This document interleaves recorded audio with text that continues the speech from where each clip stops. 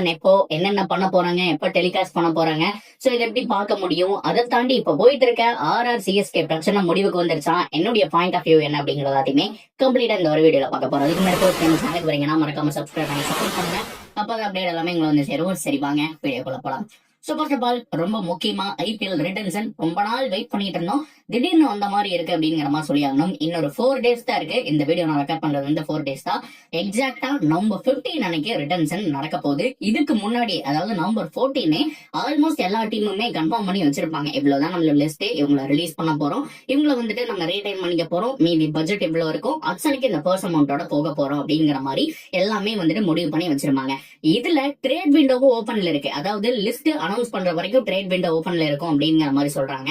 So அதுக்கப்புறமும் trade window ஓபன்ல இருக்கும் பிஃபோர் அக்ஷன் வரைக்கும். அக்ஷன் எப்போ அப்படின்னா இப்போதைக்கு ரூமர் டேட் தான் நான் சொல்லிடுறேன். டிசம்பர் 15 வரைக்குமே ட்ரேட் விண்டோ ஓபன்ல இருக்கும். அக்ஷன் முடிஞ்சதுக்கு அப்புறம் ஐபிஎலுக்கு முன்னாடி ஒரு 20 நாள் வரைக்குமே ஓபன்ல இருக்கும் அப்படிங்கறதான் ஓவரால் வந்துட்டு அவங்க சொல்லக்கூடிய விஷயமா இருக்கு. சரி ஓகே, இது எப்படி நடக்கும் அப்படின்னு கேட்டீங்கன்னா ஆல்ரெடி சொன்ன மாதிரி எல்லா டீமுமே அவங்களுடைய ரீடைன் அண்ட் ரிலீஸ் பிளேயர்ஸ் உடைய லிஸ்ட், எங்களுக்கு யாரெல்லாம் தேவையோ அவங்க எல்லாத்தையும் ரீடைன் பண்ணிட்டு தேவையில்லாதவங்க ரிலீஸ் பண்ற மூலியமா அமௌண்ட் கிடைக்கும். சோ அந்த அமௌண்ட் போக ஒரு 5 crore எக்ஸ்ட்ரா கொடுப்பாங்க. இதை வச்சுட்டு அக்ஷன் வரணும். இதுதான் ரூல்ஸ் அண்ட் ரெகுலேஷன். இதுக்கு நடுவுல இப்ப ட்ரேட் விண்டோ ஓபனா இருக்கு இல்லையா, இதுல சிஎஸ்கே ஆர்வமா இருக்காங்க.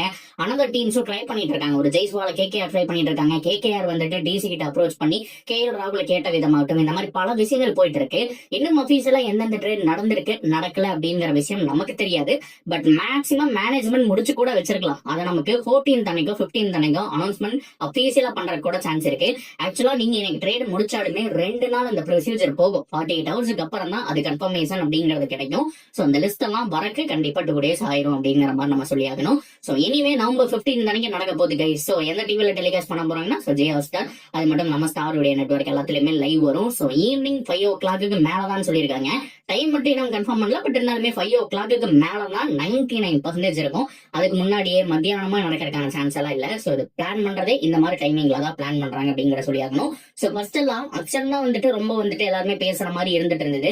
இப்ப ரிட்டன்ஷன் முதல் கொண்டுமே ஐப்ப வந்துட்டு ஏத்தி வச்சிருக்காங்க அப்படிங்கிற மாதிரி சொல்லி ஆகணும். சரி ஓகே, இது எதுக்காக நான் சொல்றேன் அப்படின்னா இந்த ஆர்ஆர் வர்சஸ் சிஎஸ்கே ப்ராப்ளம் என்ன போயிட்டு இருக்கு, இதை நான் எப்படி பாக்குறேன் அப்படிங்கறத உங்ககிட்ட சொல்லிடுறேன். சோ இது ஒரு பக்காவான மார்க்கெட்டிங் ஸ்ட்ராட்டஜி மாதிரி தான் நமக்கு தெரியுதுங்கிறத சொல்லி ஆகணும். சோ நமக்கு ஜடேஜாவை காலங்காலமா தெரியும், சிஎஸ்கேக்கும் உங்களுக்கு தெரியும், MS தோனி அவர்களுக்கு தெரியும், ரவீந்திர ஜடேஜா, அது மட்டும் இல்லாம சிஎஸ்கே நெவர் எண்டிங் ஸ்டோரி அப்படிங்கறது நமக்கு தெரியும். ஜடேஜாவை ட்ரேட்ல கொடுக்க போறாங்க, அது போக சாம் கரனையும் கொடுக்க போறாங்க. இந்த பட்ஜெட்டுக்கு சஞ்சு சாம்சனை சிஎஸ்கே வாங்க போறாங்க இப்படிங்கிற டீடைல் தான் ஃபுல் அண்ட் ஃபுல் போயிட்டு இருக்கு. இதுக்கு முதல்ல உள்ள தோனி அவர்கள் இருந்திருந்தா அவர் அலோவ் பண்ணிருப்பாரா அப்படிங்கறதா கேள்வி. அப்கோர்ஸ் ருத்துராஜ் கேக்வாட் தான் கேப்டனாவே இருந்தாலும் அந்த மாதிரி ஒரு ஆல்ரவுண்டருடைய வேல்யூ என்ன அப்படிங்கறது தெரியும். அவரை விட்டாலுமே அக்ஷன்ல அவர் மாதிரி ஆடக்கூடிய ஆல்ரவுண்டர் கிடையாது. வாஷிங்டன் சுந்தர் இன்னும் இருக்கக்கூடிய எல்லாருமே ஒவ்வொரு டீம்ல இருக்காங்க. அப்படி பார்க்கும்போது அந்த இடத்த ஃபில் பண்றது முடியாது. நீங்க சஞ்சு சாம்சனை வச்சு 1 down ஸ்பாட்டை ஃபில் பண்ணாலுமே ஜடேஜாவோட பொசிஷன் எல்லாம் வந்துட்டு ஃபில் பண்றதுக்கு வாய்ப்பே கிடையாது. அப்படி பார்க்கும்போது எந்த தைரியத்துல சிஎஸ்கே இந்த ட்ரேட முடிச்சிருப்பாங்க அப்படிங்கறத நிறைய பேருடைய கேள்வி. எனக்கும் இதுதான் தோணுது. ஜட்டுவை பொதுவா சிஎஸ்கே ஒரு எமோஷனல் டீம். இப்ப ஜடேஜாவை விட்டுட்டாங்க அப்படின்னா தோனினால ஒரு சில சேல்ஸ் வருது அப்படின்னா ஜட்டுனாலேயும் ஒரு சில சேல்ஸ் அப்படிங்கறத நம்ம வரத்தா போகுது. சோ மேனேஜ்மெண்ட்டுக்கும் வந்துட்டு கிடைக்கதா போகுது. சோ ஜட்டு இல்லாதனால பார்த்தோம் அப்படின்னா அது டிராப் ஆகிறதுக்கான சான்ஸ் இருக்கு. மேனேஜ்மெண்ட்டை பத்தி பல விஷயங்கள் பேசுவாங்க, அது வேற மாதிரி வந்துட்டு போற்றையாய் வெளியில போகும். சோ பிராண்ட் வேல்யூ அப்படிங்கிற மாதிரி பல கால்குலேஷன்ஸ் அப்படிங்கிறது இருக்கு.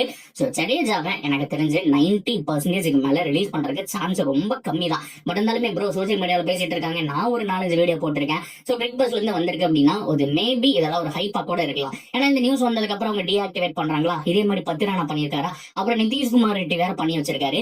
ஆளாளுக்கு பண்றாங்க, ஒரு சில விஷயங்கள்லாம் பண்றாங்க. இதை பார்க்கும்போது சோசியல் மீடியாவில் ஹைப் ஏற்றோம் பேசுறோம். சோ இதனால வேற மாதிரி போய் சேர்றதுக்கான சான்ஸ் இருக்கு. சோ இதெல்லாம் ஒரு ப்ரொமோஷனா போய் முடியும். ஆல்ரெடி நான் சொன்ன மாதிரி ப்ரீவியஸா என்ன சொல்லியிருந்தேன், சோ அக்ஷனை தான் வந்துட்டு நம்ம பெருசா பேசிட்டு இருந்தோம். இப்ப ரிட்டன்ஷனை பேசுற அளவுக்கு ஆயிடுச்சு. ஹைப் அப்படிங்கிறது வேற லெவல் இருக்கு ஐபிஎலுக்கு அப்படிங்கிற மாதிரி சொல்லி ஆகணும். வருஷம் பயங்கரமான ரெவன்யூஸ் போயிட்டு இருக்கு. சோ இன்னும் ஐபிஎலுக்கு எவ்வளவோ நாள் இருக்கு, கிட்டத்தட்ட ஆல்மோஸ்ட் சாலிடா 5 months மேல இருக்கு. அப்படி பார்க்கும்போது இப்ப இருந்தே அந்த ஹைப்பை செட் பண்ணா அந்த டிக்கெட் சேல் மத்த விஷயங்கள் எல்லாமே பீக் லெவல்ல இருக்கும். அந்த ஹைப்பை செட் பண்றதுக்கான ஒரு சின்ன விஷயம் தான் அதை கொளுத்தி போட்டிருக்காங்க அப்படிங்கிற மாதிரி நான் நினைக்கிறேன்.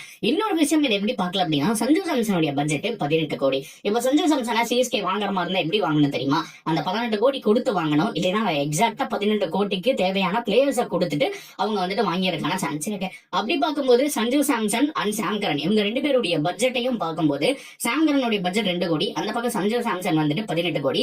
சோ 18ல 2 கழிச்சு கிட்டத்தட்ட ஒரு 16 கோடி சாலிடா இருக்கு. சோ அப்படி பார்க்கும்போது ஜடேஜாவுடைய பட்ஜெட் 18 கோடி.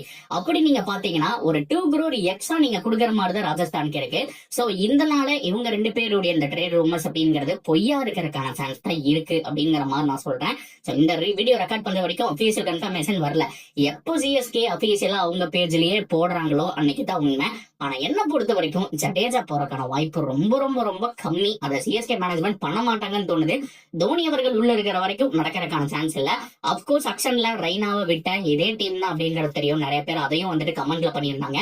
பட் அப்போ ரூல்ஸ் அண்ட் ரெகுலேஷன் வேற. ஜட்டுக்கோ எப்படி நம்ம சுரேஷ் ரெய்னாக்கும் மேனேஜ்மெண்ட்டுக்கும் ஒரு பிரச்சனை போயிட்டு இருந்துச்சு. ரூம்ல தான் ப்ராப்ளம் அப்படிங்கிற மாதிரி சொல்லி மிட் சீசன்லயே பாதியில கிளம்பி போனாரு. அப்புறம் ஃபேமிலியில டெத் அப்படிங்கிற மாதிரி மாத்திட்டாங்க.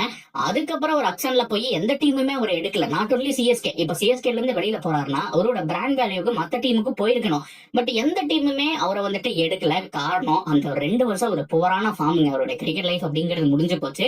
சிஎஸ்கே அந்த டைம் எமோஷனலா பார்த்து கூட சும்மா எடுத்து போட்டுருக்கலாம். பட் எடுக்காம விட்டுட்டாங்க. பட் இந்த செனாரியோ கம்ப்ளீட் டிஃபரெண்ட். கண்டிப்பா ஜடேஜா எல்லோட தான் ரிட்டையர்ட் ஆவாரு அப்படிங்கிறது என்னுடைய ப்ரெடிக்ஷன். சோ வெயிட் பண்ணி பார்க்கலாம். நீங்க ஓவராலா இந்த ஒரு விஷயங்கள், இந்த ஒரு ஹைப் கிரியேட் பண்றாங்க, இதெல்லாம் பத்தி எப்படி பாக்குறீங்க? நான் சொல்றதை பத்தி நீங்க என்ன நினைக்கிறீங்க? ஓவராலா ஜடேஜாவை கொடுப்பாங்களா மாட்டாங்களா? உங்களுடைய ஒப்பீனியன் என்ன? நியூட்ரல் ஃபேனா இல்ல வேற டீமுடைய ஃபேனா இல்ல சிஎஸ்கே ஃபேனா? நீங்க என்ன நினைக்கிறீங்க அப்படின்னு தாராளமா கமெண்ட்ல சொல்லுங்க. இந்த மாதிரி இன்னொரு வீடியோவோட மீட் பண்றேன். See you soon guys.